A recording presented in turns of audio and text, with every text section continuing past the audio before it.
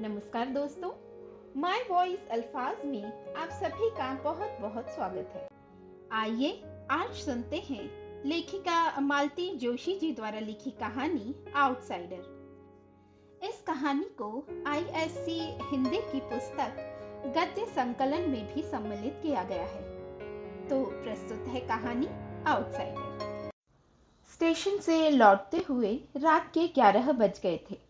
नए जोड़े के हनीमून पर रवाना होते ही शादी का कार्यक्रम एक तरह से संपन्न हो गया था। नीलम थकान से निढाल हो रही थी, पर सब कुछ ठीक से निपट जाने से मन एकदम हल्का हो गया था। अब वह निश्चिंत होकर बिस्तर में दुबक जाना चाहती थी। पर जनता का इरादा कुछ और ही था। बच्चों को जबरदस्ती सोने के लिए भेजकर सबके सब ड्राइंग रूम में ही जम गए थे।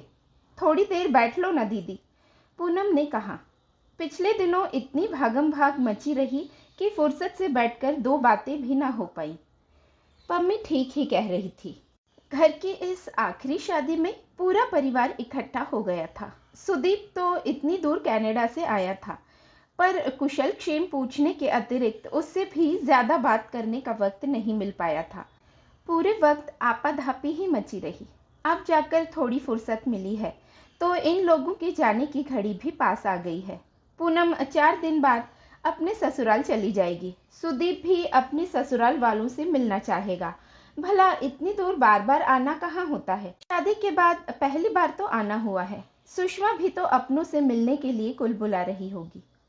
सोने का प्रोग्राम मुलतवी कर नीलम अपनी प्रिय कुर्सी पर बैठ गई।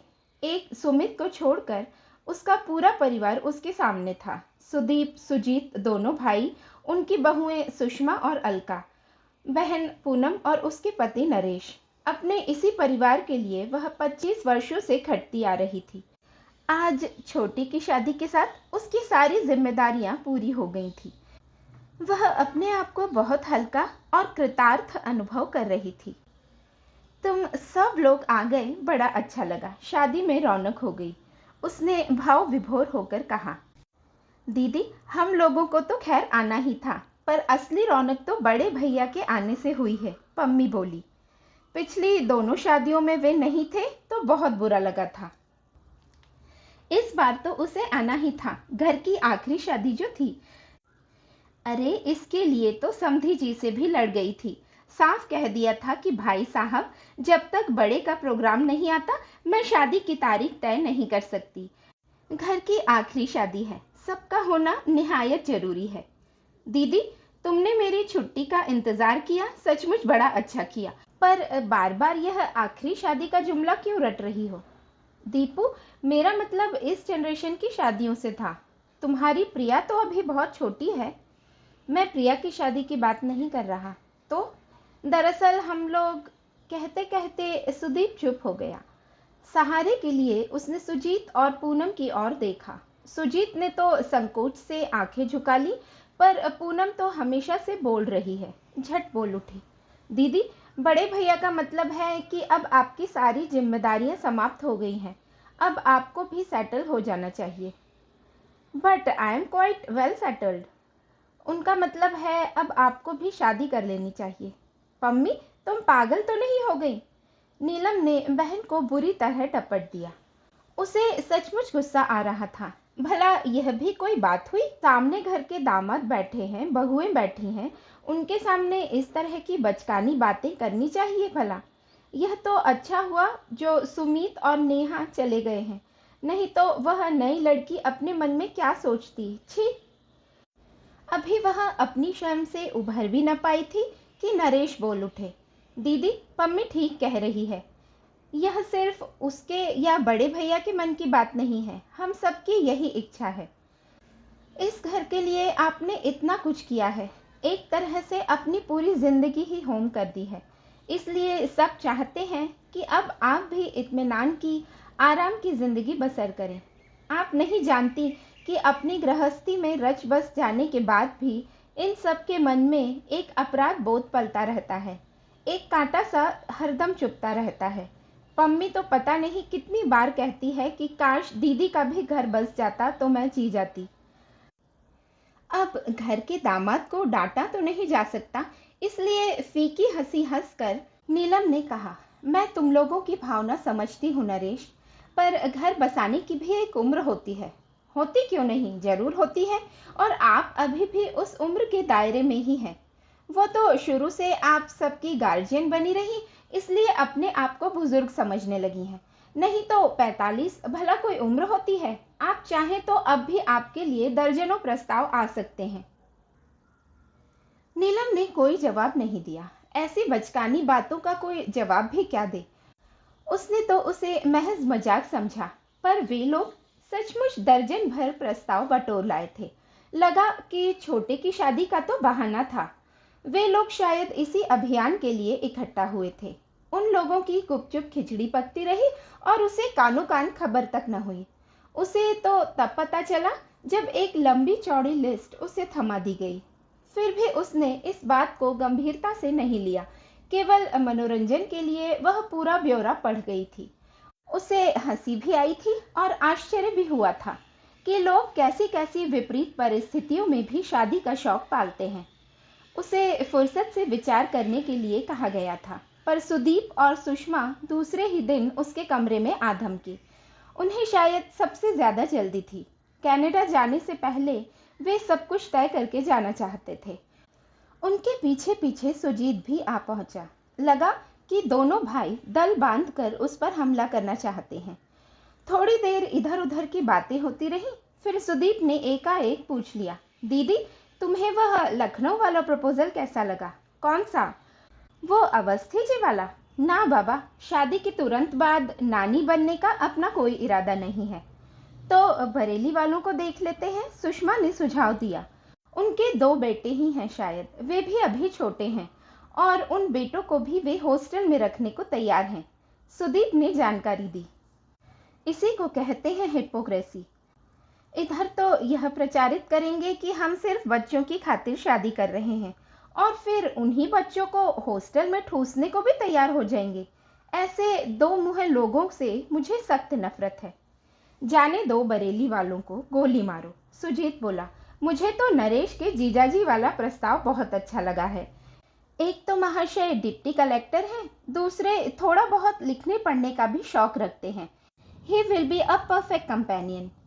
उन्हीं की बात कर रहे हो ना जिनकी लड़की ने आत्महत्या की धमकी दी है? अरे क्यों मेरे सिर पे हत्या थोपना चाहते हो? अरे इन धमकियों से कुछ नहीं होता दीदी। पम्मी की सास ने भी तो कहा था कि अगर ये शादी हुई तो मिट्टी का तेल छिड़क लूंगी, पर क्या हुआ? कुछ नहीं। 2-4 साल मुंह फुलाए रही, अब सब ठीक चल रहा है। जीतू, किसी दिन फुर्सत मिले तो पम्मी से पूछना ये 2-4 साल उसने कैसे काटे हैं। एक तो वह शुरू से ही दिलेर है, फिर प्यार का जोश भी था, इसलिए सब कुछ हंसते हंसते झेल गई। वैसे भी कच्ची उम्र में सहना आसान होता है, पर इस उम्र में इतना तनाव मैं नहीं झेल पाऊंगी। 20 साल की उम्र से मैदान में खड़ी हूँ। परिस्थितियों से लड़ते लड़ते तंग आ गई हूँ, थक कर चूर हो गई हूँ।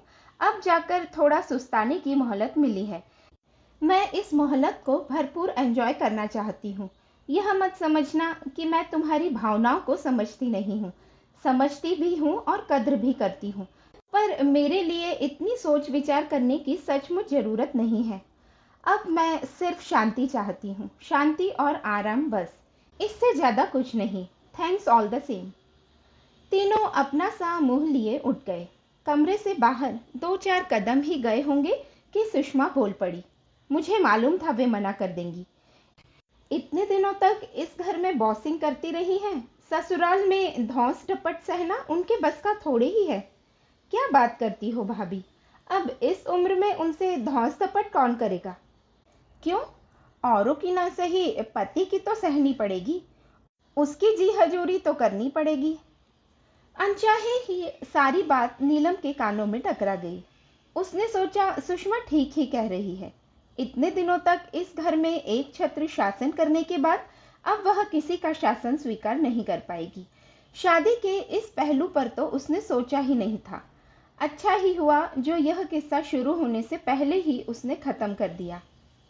पर कहाँ, 24 घंटे भी नहीं बीते और पूनम ने उसे घेर लिया। उसने तो प्रस्तावना में भी समय बर्बाद नहीं किया, सीधे ही शुरू हो गई।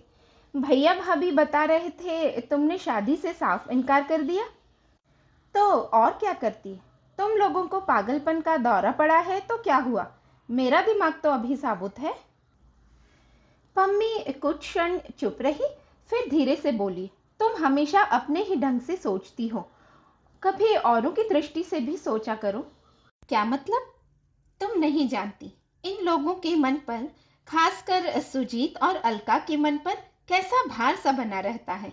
अलका कहती है हम तो जिंदगी को कभी ठीक से एंजॉय नहीं कर पाते। एक अनब्याही ननंद का साया हमेशा हमारी खुशियों पर मंडराता रहता है। So sad. नीलम ने हंसकर कहा, भाई अपनी अलका रानी को समझा देना कि मेरे लिए इतना परेशान होने की जरूरत नहीं है। मैंने जिंदगी की किताब से वे पेज बहुत पहले फाड़कर फेंक दिए थे जिन पर शादी की इबारत लिखी हुई थी। दीदी, क्या वे पेज फिर से नहीं जोड़े जा सकते? पम्मी, तुम नहीं जानती अरमानों को दफन करना कितना असहनीय होता है। उन्हें वापस जिलाना तो शायद और भी पीड़ा देगा। और मुझे डर है कि अगर मुझे मजबूर किया गया तो मैं सपनों के टूटे हुए सिरे को वहीं से उठाना चाहूंगी जहां छोड़ा था। मैं समझी नहीं दीदी। पम्मी, मेरी उम्र चाहे जो भी रही हो, मेरे सपने अभी भी किशोर हैं। मेरे भाई लोग जैसे एंटीक पीसेस मेरे सामने परोस रहे हैं, उनसे इनका कोई मेल नहीं है। दीदी, ट्राई टू बी प्रैक्टिकल। अगर तुम्हारी समय से शादी हो गई होती तो हमारे जीजाजी भी आज उम्र के इस दौर में होते। समय से शादी नहीं हुई, यही तो परेशानी है पम्मी। पति पत्नी साथ साथ बुढ़ाते हैं तो कोई फर्क नहीं पड़ता। उस लंबी यात्रा में इतनी सारी चीजें जिंदगी से जुड़ जाती हैं कि उम्र का एहसास पीछे छूट जाता है। तुम्हारी बातें तो मेरी समझ से बाहर होती जा रही हैं। तो समझने की कोई जरूरत भी नहीं है। इसे एक मजाक समझकर भूल जाओ। मैंने भी तो तुम्हारे प्रस्तावों को मजाक से ज्यादा कुछ नहीं समझा। दरअसल अब शादी की बात ही मन से उतर गई है। तुम लोगों ने यह विचार फिर से जगा दिया है तो सोचूंगी। कोई सही आदमी मिला तो बता भी दूंगी। पर अब इस उम्र में मैं कोई रिश्ता जबरदस्ती नहीं ओढ़ सकती, सॉरी। एक बात और थी दीदी, अब क्या रह गया? तुमने इस घर को लाख अपने खून से सींचा हो, पर यह घर कभी तुम्हारा अपना नहीं हो सकता। तुम यहाँ हमेशा आउटसाइडर ही रहोगी। क्या बात करती हो? मैं सच कह रही हूँ। अभी तो तुम्हारे पास अपनी नौकरी है, इसलिए कोई फर्क नहीं पड़ता। पर कल को जब रिटायर हो जाओगी तो तुम्हारी हैसियत इस घर में एक फालतू सामान की सी रह जाएगी। तब तुम्हें मेरी बात याद आएगी। नीलम कहने को हुई कि जिस दिन ऐसा होगा मैं तुम्हारे यहाँ चली आऊंगी, पर नहीं कहा। यह प्रस्ताव तो पूनम को खुद देना चाहिए था। नहीं दिया तो बुरा भी लगा, पर चुप लगा गई। अब इससे क्या कहें? वह बेचारी तो खुद ससुराल के आतंक से त्रस्त है। कहना होगा तो सुदीप से कहेगी। खुद तो इंजीनियर बनते ही शादी कर ली और विदेश चला गया, दोबारा पलटकर भी नहीं देखा। तब का गया अब आया है। वहां बैठकर दीदी का ख्याल नहीं आया। अब जब सारी जिम्मेदारियां खत्म हो गई हैं तो दीदी की शादी का शौक सवार हुआ है।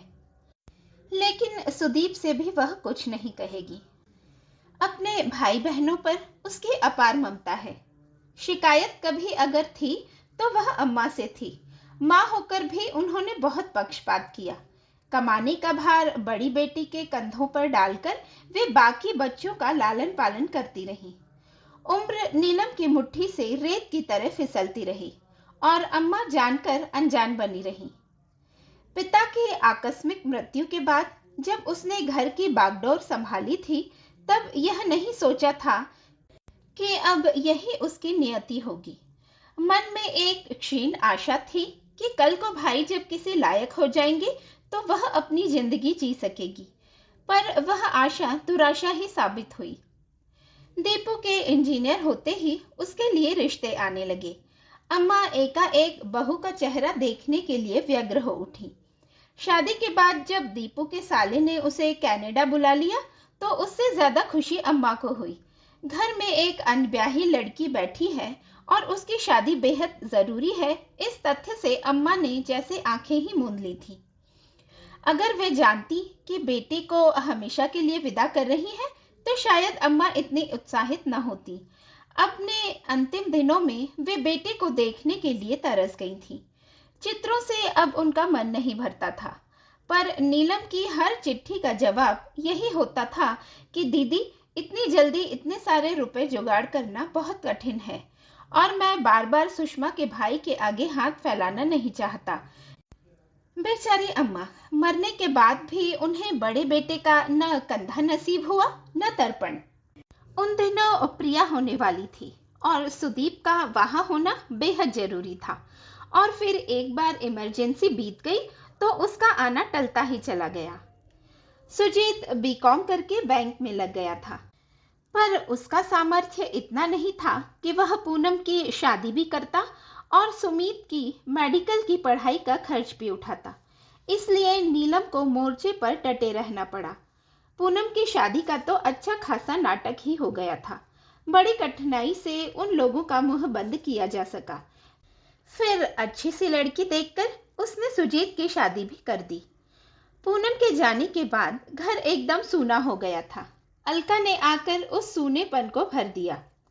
सुमीत की शादी करने के लिए उसे सिर नहीं खपाना पड़ा, उसने खुद ही तय कर ली थी।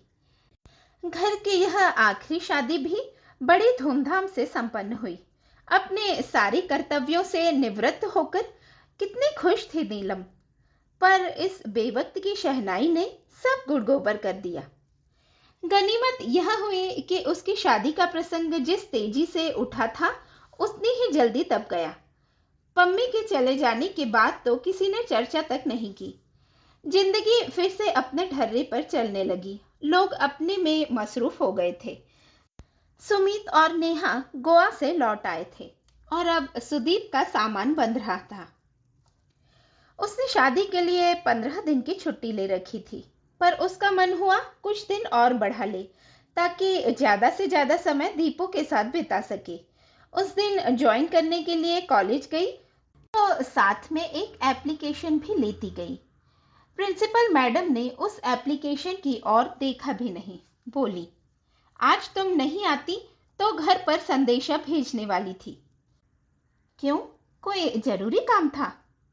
हाँ, ट्रांसफर ऑर्डर आया है। ट्रांसफर और प्रमोशन एक साथ।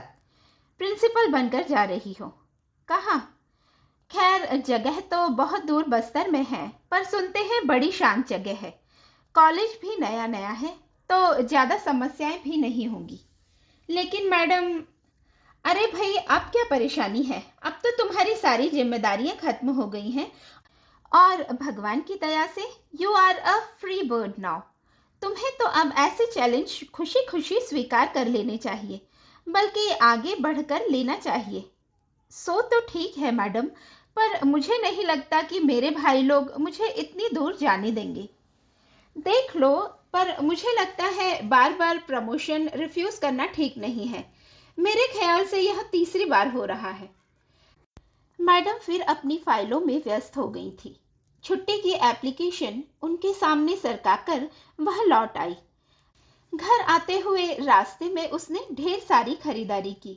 सुदीप के लिए खादी का सूट लेंथ और कुर्ते पजामे, सुषमा के लिए कोसा और चंदेरी साड़ियां और प्रिया के लिए सब प्रांतों की गुड़िया का पूरा सेट, साथ ही प्रिया के मनपसंद रसगुल्ले भी। घर पहुंचकर अपने कमरे में जाने के बजाय वह सीधे दीपू के कमरे की ओर चली गई, परंतु पैर दरवाजे में ही ठिठक गए। भीतर देवरानी जेठानी का प्रेमालाप चल रहा था। अलका कह रही थी, आप तो लकी हैं जीजी, फुर्र से उड़ जाएंगी। ये नेहा भी 4 दिन बाद छोटू के साथ बंगलौर चली जाएगी। उम्र कैद तो हम लिखवा कर लाए हैं, सो भुगतेंगे। क्या करें भाई, हमने तो बहुत कोशिश की, पर वे टस से मस नहीं हुई। अब यही समझ लो कि वे हमारी ननद नहीं सास हैं और उन्हें हमेशा हमारे साथ ही रहना है। नीलम तो जैसे काठ हो आई। उसे अपने कानों पर विश्वास ही नहीं हुआ।